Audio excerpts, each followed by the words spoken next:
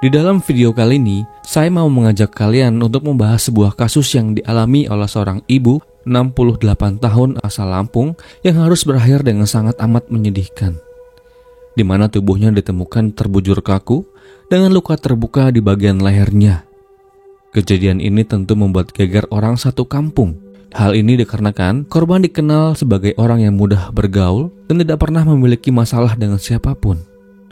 Kuat dugaan orang terdekatlah yang sungguh dengan amat teganya melakukan tindakan yang sangat menyedihkan ini.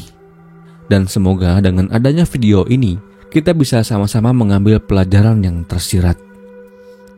Lalu apa yang sebetulnya terjadi dan bagaimana kisah selengkapnya? Jadi begini. Tidak diberi uang, seorang pria di Lampung Utara membunuh ibu kandungnya. Peristiwa tragis kembali terjadi di Lampung Utara di mana seorang anak di desa Tanjung Iman membunuh ibu kandungnya sendiri. Saripudin alias Udin adalah seorang pria kelahiran tahun 93. Ia lahir dari seorang ibu yang bernama Ibu Maibah. Udin adalah anak ketujuh dari 8 bersaudara. Keluarga besar ini menempati sebuah rumah yang berada di Talang Seluai, Desa Tanjung Iman, Kecamatan Belambangan Pagar, Lampung Utara. Udin tumbuh menjadi seorang pria seperti pada umumnya pria-pria sebayanya. Ia bergaul, mengenyam pendidikan, dan lulus menjalani wajib belajar 9 tahun. Hidup di desa dan tumbuh di tengah-tengah keluarga petani membuat Udin saat itu sekira tahun 2019 berusaha mencari penghidupan yang lebih baik lagi. Ia sempat mencari pekerjaan di seputaran Lampung. Namun dikarenakan tidak pula ia temukan, maka akhirnya Udin pun mencoba peruntungannya untuk bekerja di negeri orang sebagai TKI tentunya. Saat itu ia memilih untuk bekerja di negeri jiran atau Malaysia. Singkat cerita, setelah mengurus segala dokumen-dokumen pekerjaan serta dokumen keimigrasian, berangkatlah Udin ke negeri jiran. Di sana ia bekerja mengadu nasib dan berharap kehidupannya segera membaik. Di tengah pekerjaannya sebagai pejuang devisa di negeri orang, kemudian di tahun 2021 Udin kembali ke tanah air dan pulang ke kampung halamannya di Lampung. Tidak didapatkan informasi mengapa ia kembali ke tanah air, tetapi kemungkinan badai pandemi lah yang membuatnya terpaksa harus kembali ke tanah air. Sesampainya di kampung halaman, Udin kemudian tinggal bersama ibunya, Maibah. Ibu Maibah tentu menerima kepulangan sang anak, dikarenakan saat itu Ibu Maibah hanya tinggal sendiri, dikarenakan ayah Udin telah dipanggil Tuhan Yang Maha Kuasa, serta saudara-saudara Udin yang lain telah memiliki keluarga dan tinggal di rumahnya masing-masing. Nah, kepulangan Udin dari negeri jiran inilah yang kemudian membuat Udin rasa-rasanya mengalami depresi. Yang entah karena apa, yang jelas hari-hari Udin dihabiskan dengan hanya melamun dan menghindari keramaian. Teman-teman sebaya Udin bahkan saudara-saudara Udin lainnya sampai bingung apa yang sebetulnya terjadi dengan Udin. Mengapa sepulangnya ia dari negeri jiran, kelakuannya berubah seperti itu?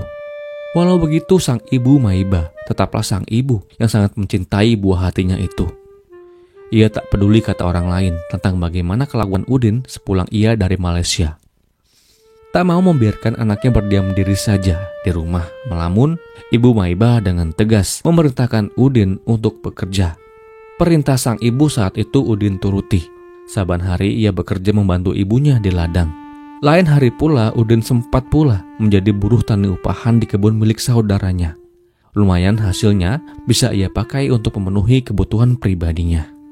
Perangai Udin yang tidak wajar itu menjadi maklum bagi warga desa di mana Udin tinggal. Bahkan saking seringnya Udin menghutang rokok di sebuah warung, sampai-sampai ibunya berkata kepada pemiliknya, "Nanti kalau Udin ambil rokok, catat saja ya, nanti biar saya yang bayar." Hari-hari selain Ibu Maibah berladang, ia juga sesekali membuat sapu lidi, yang kemudian sapu itu ia jual kepada tetangga-tetangganya yang barangkali berminat membeli kerajinan tangannya. Tentu kebutuhannya juga ditopang oleh anak-anaknya yang lain. Walau begitu keadaannya, Ibu Maibah tetap hidup dalam himpitan ekonomi. Masalah itu sempat ia sampaikan kepada tetangganya. Ia mengatakan bahwa saat itu ia sedang dihimpit masalah ekonomi, juga masalah Udin yang tampak sulit untuk diajak bekerja lebih giat lagi. 8 Oktober tahun 2022, Di hari itu kebetulan Udin mendapatkan pekerjaan untuk melakukan pengambilan getah karet di kebun milik Pak Sahiri, kerabatnya. Hari itu entah hari keberapa ia menjalani pekerjaan itu. Namun yang pasti di hari itu, pada pagi hari sekira jam 7 sebelum ia berangkat ke ladang, Udin 30 tahun meminta uang kepada ibunya. Dikatakan saat itu ia ingin membeli rokok. Namun bukan uang yang Udin terima saat itu, malah nasihat yang keluar dari mulut ibunya. Ibunya pun berkata, Kerja makanya, cari uang sendiri buat rokok. wajar saja Ibu Maibah kesal saat itu, dikarenakan entah berapa rupiah yang telah ia keluarkan untuk membayar semua hutang rokok Udin yang terhutang di warung-warung tetangganya saat itu. Namun bukannya malah menyesal dan malu atas permintaan yang tak dikabulkan oleh ibunya, malah Udin diam-diam menyimpan dendam kepada ibunya sendiri. Seharian di kebun karet, rasa kesal itu lama-lama berubah menjadi rencana untuk menghilangkan nyawa ibunya sendiri. Udin berpikir tentang bagaimana cara ia menghilangkan nyawa ibunya. Saat itu ia masih belum ada gambaran dengan apa ia melakukannya. Masih di hari yang sama sekira jam 3 sore. Seperti biasa setelah ia pulang dari ladang, Udin segera merebahkan tubuhnya di atas kasur. Belum juga ia merasakan empuknya kasur di kamarnya. Udin kembali mendengar ucapan ibunya yang berkata, Mana uang dari ladang? Mau saya pakai untuk belanja. Makanya jadi orang jangan malas, kerja yang giat buat dapat uang. Mendengar ocehan dari sang ibu kemudian membuat Udin murka. Dan lalu Udin pun membalas, Sudah jangan ngomong terus, saya udah capek. Segera ia berdiri, keluar dari kamarnya, dan segera menuju dapur. Di dapur ia ambil sajam milik almarhum ayahnya. Di dapur pula Udin sempat berusaha untuk mengasah sajam itu. Setelah dirasa cukup tajam, Udin segera beranjak dan menuju ruang tengah atau tempat di mana sang ibu saat itu sedang merebahkan dirinya. Saat itu dengan gerak perlahan, Udin dekati tubuh sang ibu yang ia dapati ibunya sedang tertidur dengan lelap. Dan tanpa rasa iba, Udin kan sajam itu ke leher sang ibu. Saat itu luka terbuka di bagian leher Ibu Maibalah yang diduga menjadi penyebab meninggalnya sang ibu. Tubuhnya kemudian Udin tutupi dengan kain jarik dan kelambu. Saya turut berduka cita. Setelah melakukan aksi ngeri itu, Udin segera melarikan diri. Ia melarikan diri dari pintu belakang rumahnya dan segera menuju perkebunan milik warga. Di kebun itu Udin bersembunyi. Di gelapnya malam, Udin melamun dan merencanakan kemana ia harus melarikan diri. Saat itu ia tidak pula membuang sajam yang ia pakai untuk menghilangkan nyawa ibunya. Sajam itu masih ada di genggaman tangannya.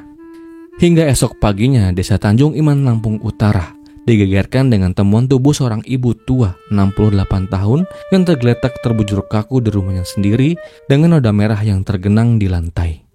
Menantunya lah yang pertama kali menemukan tubuh sang ibu mertuanya dalam keadaan yang sungguh menyedihkan. Di pagi itu seperti biasanya, Supriyadi, menantu korban, menyusul ibu mertuanya untuk bekerja di ladang. Dikarenakan memang seperti itu rutinitas yang dilalui oleh korban. Setelah mengetuk dan bersaut kepada penghuni rumah yang tak pula mendapatkan tanggapan, masuklah Supriyadi ke dalam dari pintu utama. Pintu tidak terkunci. Di dalam rumah ia juga memanggil-manggil nama Udin, dikarenakan orang muda yang tinggal bersama ibunya adalah Udin. Namun kala itu tetap tidak ada jawaban. Langkahnya kemudian terhenti tatkala pemandangan tersebut menusuk hatinya. Noda merah tergenang yang diduga berasal dari tubuh yang sudah kaku itu. Dengan segera Supriyadi pergi keluar rumah dan minta tolong kepada aparat desa dan melaporkannya atas penemuan yang baru aja ia lihat saat itu. Singkatnya warga pun berkerumun memadati rumah korban. Temuan itu kemudian dilaporkan kepada pihak kepolisian tak lama kemudian. Dan 30 menit kemudian datanglah pihak kepolisian dan melakukan olah TKP. Udin si pelaku anak korban di pagi itu dengan santainya berjalan kaki menyusuri perkebunan milik warga. Saat itu dengan santainya ia pula berjalan sambil menenteng sajam yang telah ia pakai untuk merenggut nyawa ibunya. Warga yang mengetahui posisi terduga pelaku segera melapor dan Udin segera diringkus tak lama setelah terlihat oleh warga. Ia segera digelandang ke kantor polisi dan status tersangka segera ia miliki tak lama setelah proses interogasi selesai. Namun di tengah-tengah penyelidikan dan penyidikan yang telah dilakukan oleh pihak polisian, sebelum berkasnya lengkap hingga ke pengadilan, Udin yang depresi berlaku seperti layaknya ODGJ. di dalam persidangan yang digelar oleh Pengadilan Negeri Kota Bumi. Majelis hakim mendengarkan dengan seksama nota pembelaan yang dibacakan oleh penasehat hukum terdakwa Udin. Dikatakan dalam nota tersebut bahwa Udin terkesan tidak mampu berpikir seperti pada umumnya orang pada kebiasaannya. Ia lebih pasif untuk berbuat, apalagi untuk berpikir. Hal itu terlihat pada saat ia menjawab pertanyaan di muka persidangan, di mana sebelum ia ditanya, Udin selalu tersenyum dan cengengesan. Walau pertanyaan tersebut tidak patut diberikan senyum bagi orang yang sehat jiwanya. Namun nota pembelaan yang kuasa hukum terdakwa bacakan berbanding terbalik dengan keterangan saksi ahli kejiwaan yang turut pula dihadirkan saat persidangan. Saksi ahli membeberkan hasil observasi yang telah dilakukan oleh timnya dalam menganalisa kejiwaan Udin. Hasilnya Udin dinyatakan bebas dari penyakit jiwa. Udin mandiri. Ia bisa memakai pakaian yang mana akan ia pakai, makanan mana yang akan ia santap, dan melaksanakan perintah yang diperintahkan oleh pihak pemeriksa. Walau di dalam proses observasi tersebut, Udin seringkali terdiam dan merenung di tengah-tengah pemeriksaan. Atas dasar itulah, dan atas pemberatan bahwa Udin telah merasakan masyarakat dengan dan telah menghilangkan nyawa ibu kandungnya sendiri, kemudian Majelis Hakim Pengadilan Negeri Kota Bumi memvonis Saripudin alias Udin dengan hukuman seumur hidup. Semoga hukuman tersebut tentu bisa mengganjar Udin dengan segala kejahatannya yang telah ia perbuat. Dan dari video ini, saya turut pula mengucapkan duka yang mendalam bagi keluarga yang ditinggalkan. Mohon maaf jika ada perkataan yang kurang tepat serta kurang tepat dalam penyampaian kisah ini. Jika ada pendapat yang berbeda, silakan ketikkan di kolom komentar. Dan kisah ini pun berakhir